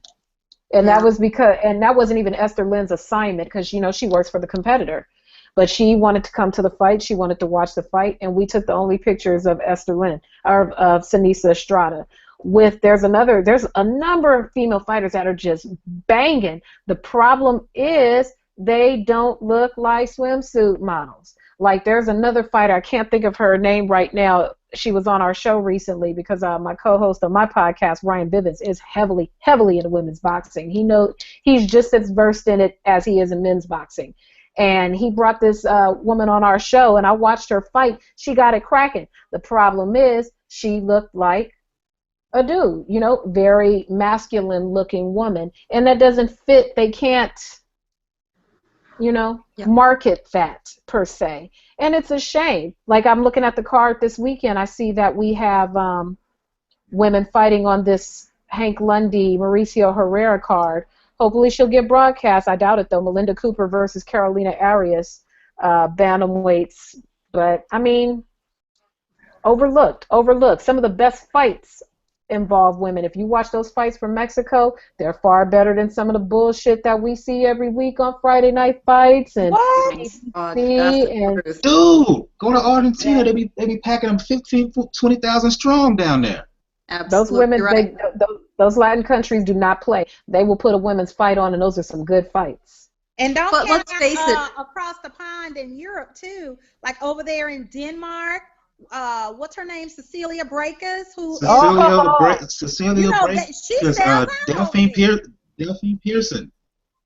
And Ireland has churned out great fighter after great fighter, and then you see in some of the smaller weight classes, fighters out of Southeast Asia, particularly India and Malaysia, have absolutely spectacular fighters. But it's going to take the woman's equivalent of a Ronda Rousey. I think that's what it's going to take. Somebody who is a breakout star, who can make the rounds and hit the red carpet and is in, probably somebody who's going to be out of LA or New York or Vegas. It's going to take somebody like that to, I think, finally, crack that wall and break it down. And, Senicia could do it. She's got what it takes if she get a few more chances. We'll see what happens. Mm-hmm. Yeah. And and then we're losing on the MMA too.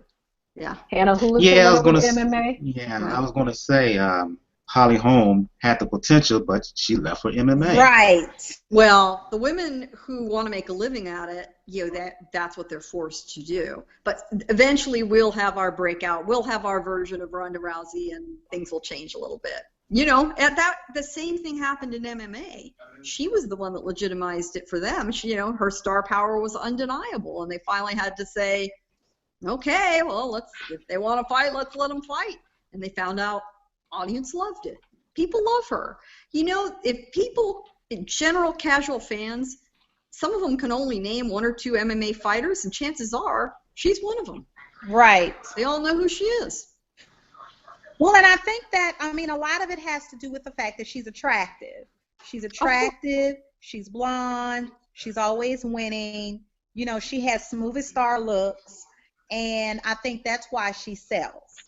She's not just a pretty face and she's losing all of the time. She's breaking arms every time she's getting in the ring. Yeah. And if we get somebody like that to be the face of women's boxing, I think that could make it more popular. I think after Layla Ali left is when it started to take a decline, because at one point she was the face of boxing. Layla Ali, she's beautiful, but then when she became a family woman and a mom and all of that, that's when women's boxing started taking a decline. But we do need to have a face.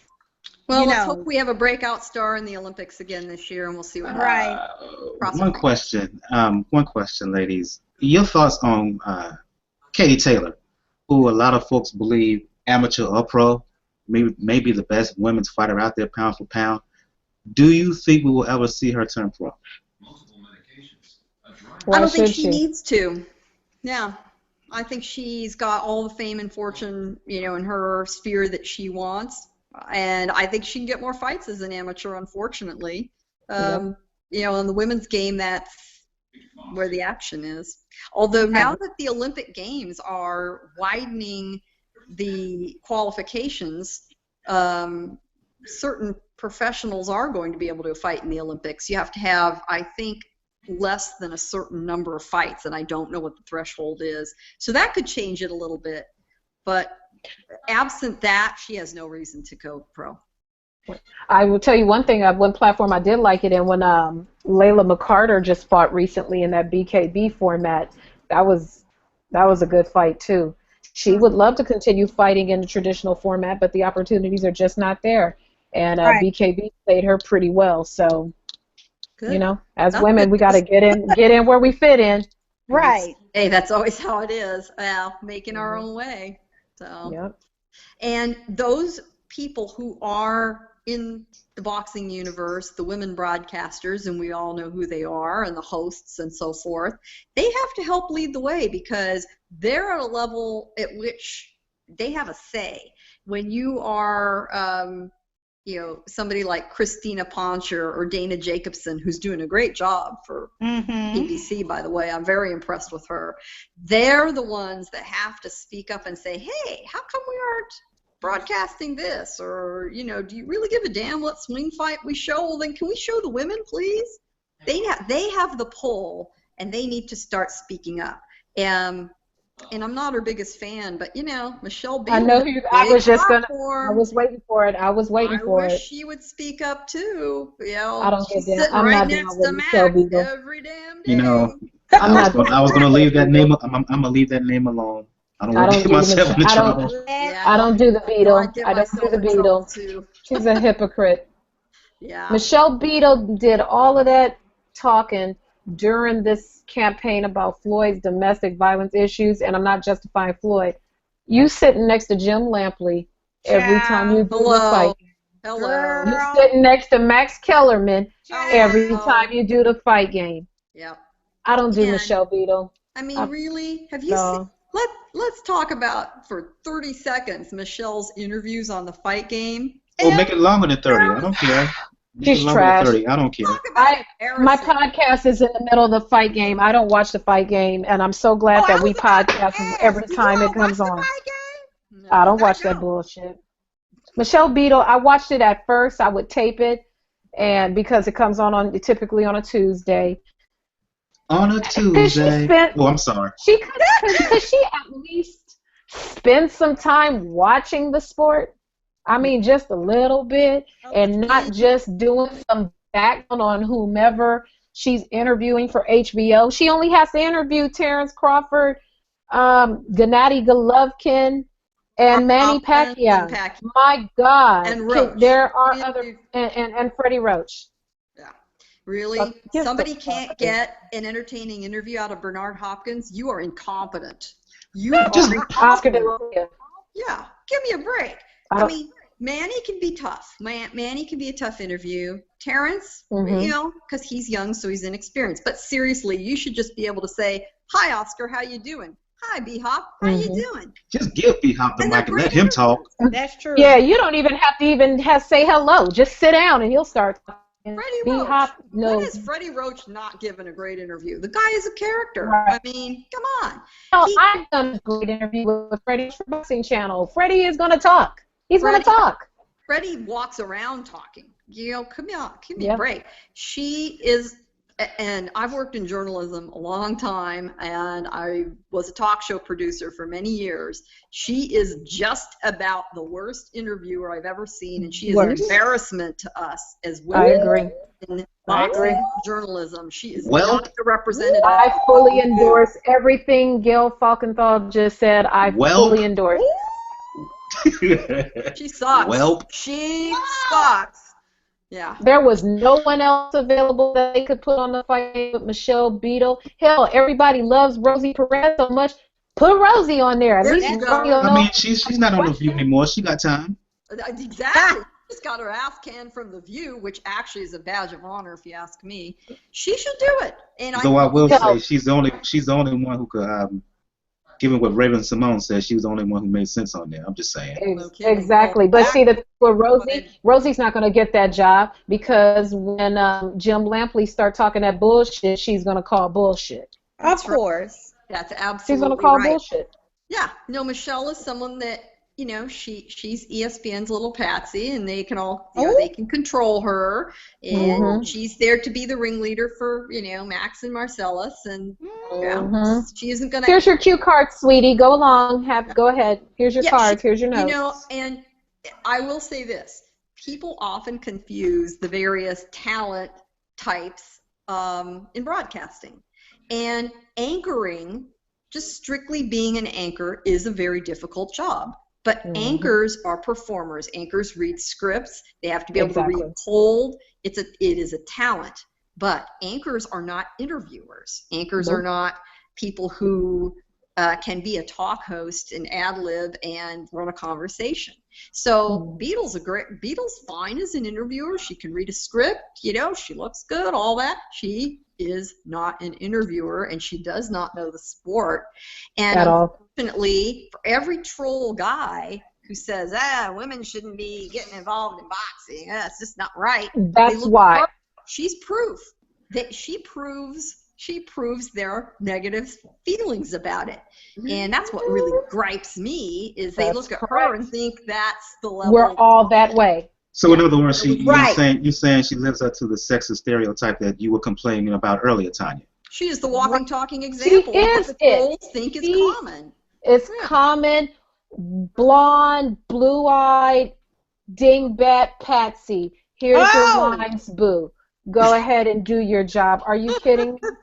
You mean to tell me unless she's filming that show, she never watches boxing. She has no passion about it, no enthusiasm about it. She doesn't tweet about it other than, I don't even think she tweets about her own show. Does she even tweet? Well, I don't follow her but a little does she even say, I'm going to be on the fight game talking to Manny Pacquiao? She's too busy tweeting about how LeBron is this and that, and you know. Yeah. She is basketball groupie, that's for sure. But Jeandra, because that's what I'm talking about. Everybody thinks women are groupies. And that's what gets me. But that's what burns me up about it. With basketball, she is a groupie. It's true. Oh, that's awful. Oh yeah, it's clear. It's clear. It is clear. And now, Jeandra, though, she lives in L.A. She lives, I don't know where, but she lives in the general Los Angeles area. Ain't living near me. Between you and me, I think we've been at every major fight. She ain't fucking with the last 2 years. Let's be clear. Have you ever seen her at a fight? Never. Never. I haven't either. Never. No. Not one. No. Yeah. Gayle, we go to every fight. Yeah. Every fight. Yeah. You drive up from you don't even live in LA. I drive to You come from San Diego. For those of you, for Mike and for Tanya, Gayle 3 hours. She doesn't even live in LA. I live in the greater metro area. And Gayle drives up here for media work, for weigh-ins, for things like that. Yeah. I live here, so I'll do a full week of press, a minor club card, whether it's a major card. You mean to tell me you can only come on fight day? Why are they even credentialing you? Look at the definition of that word, credential. What are your credentials for covering this fight? Because you can speak in front of a camera? But hell, 10 million people can speak articulately. She doesn't even come for fight day. She should have been at the Bradley Vargas fight. I mean, that was a gimme. She should have been at that fight. She should be at every HBO card. She should. Right. Why the heck every card? The forum? And then here's the thing, though.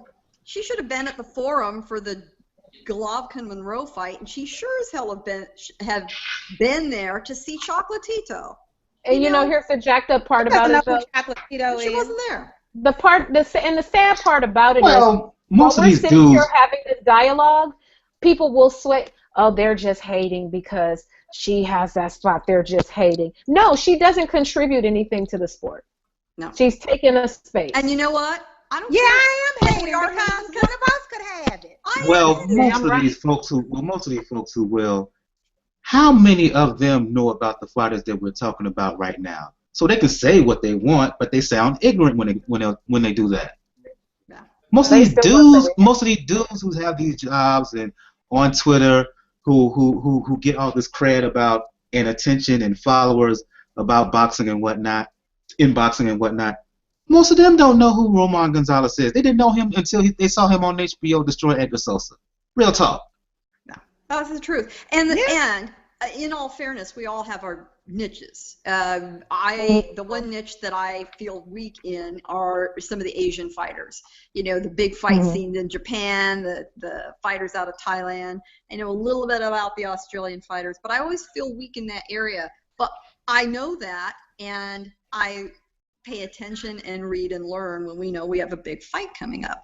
Don't BS me that you know all about everything there is to know about boxing when the only guys you would even recognize on the street are Floyd and Manny.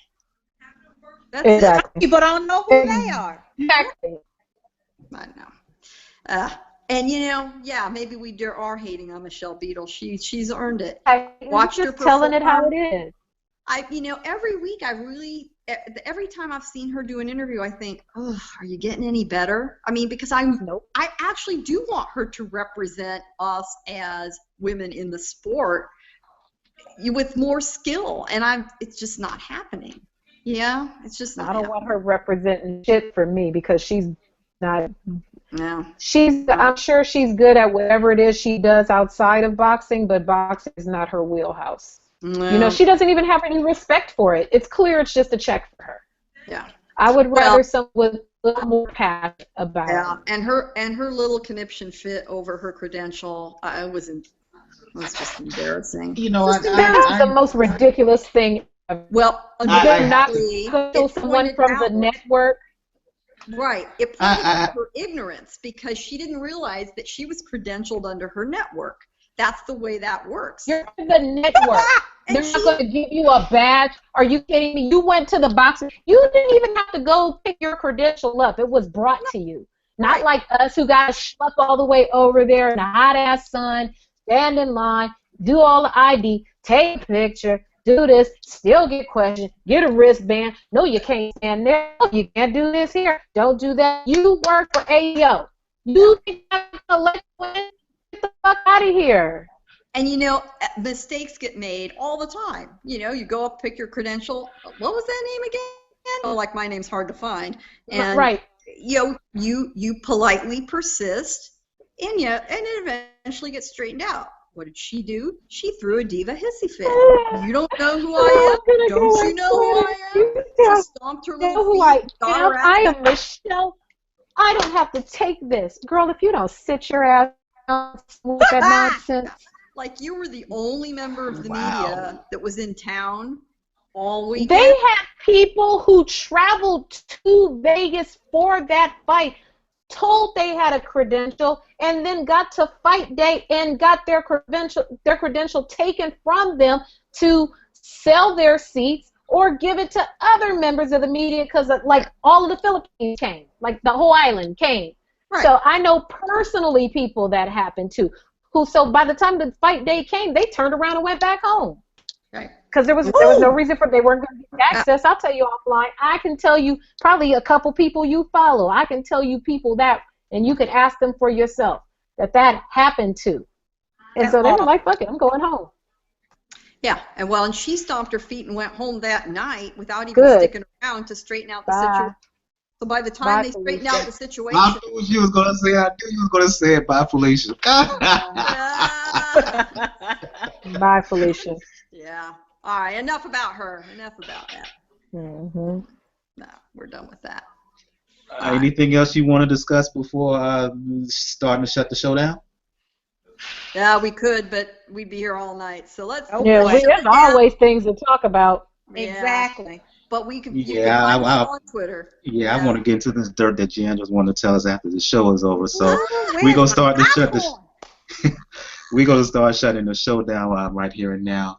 That's not dirty. It's just interesting. Well, okay, interesting. If it's really good, I'll tell you later. You'll cackle about it when I tell you. Oh my God. All right, Michael, shut it down. For folks want to talk about and whatnot, let the folks know why you mentioned Hood Runner.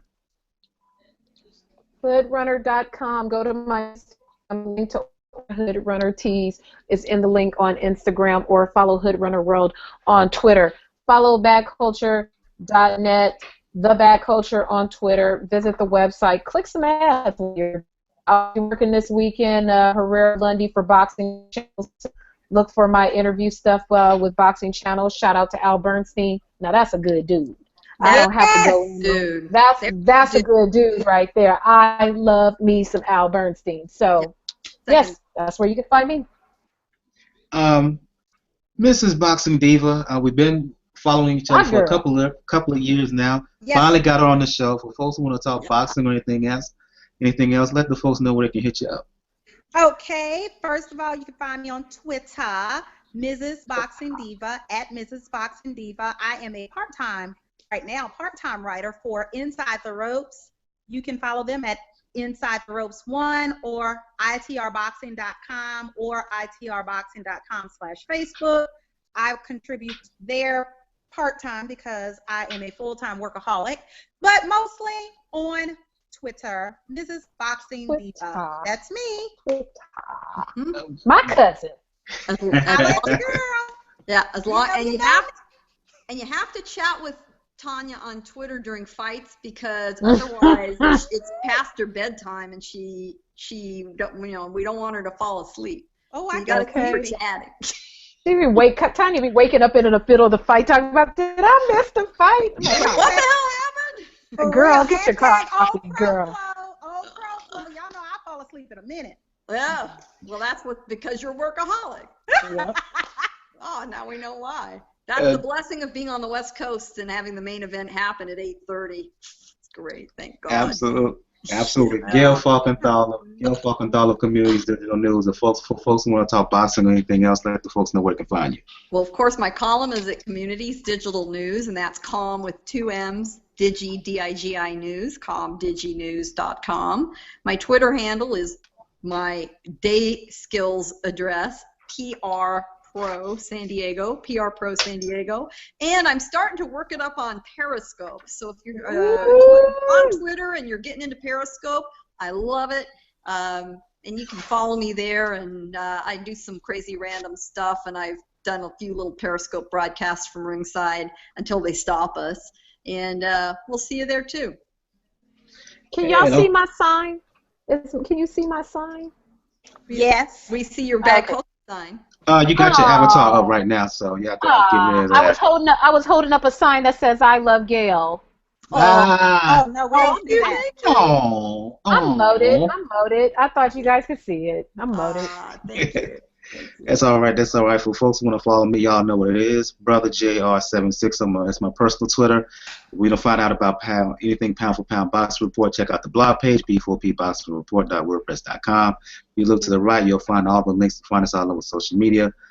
Facebook, G+, Automatic, Tumblr, Twitter, YouTube, Pinterest, the RSS feed, the link to find us on Stitcher Radio, the email account, the link where you can donate your account, and last but not least, the Pinterest board link. So we can look for all the information there where to find everything Pound for Pound Boxing Report. On the next episode, we'll do a recap of Thurman Collazo. We'll do a recap of Frank Lundy Herrera. We'll also talk about a fight we didn't talk about tonight, which is a fight which I consider the fight of the weekend, as Donnie Nietes is going to fight Francisco Rodriguez. Nietes is defending his WBO junior flyweight belt. We're going to talk about all those fights as well as do a preview of Carl Frampton. He's coming to the United States to defend his junior featherweight belt against Alejandro Gonzalez Jr. On the undercard of that, Chris Arreola will be fighting that same night, July 18th. Julio Cesar Chavez makes his return to the ring after getting his ass whooped by Funfara. He's going to be fighting a guy by the name of Reyes. So we're going to talk about those fights as well as Arthur Abraham. He's going to be fighting Robert Stiglitz for the fourth time. And Scott Quigg will be fighting Kiko Martinez all on that night. We're going to preview all of those fights. So once again, I want to thank Jeandra LaBeouf for Bad Culture Net and HoodRunner.com, Gayle Falcon of Communities Digital News, and Mrs. Boxing Diva. For the ladies, I'm your host, Michael. This has been another episode of the Pound for Pound Boxing Report. Ladies love Boxing Round 2. It's been fun. It's been a blast. Some shade has been thrown, but that's all right. Yes. Tons. That was a whole damn umbrella and solar eclipse. Damn. Absolutely. Round Absolutely. 3. It's coming. For Jeandra, for Gayle, for Tanya, I'm your host, Michael. You have a good evening. Good night.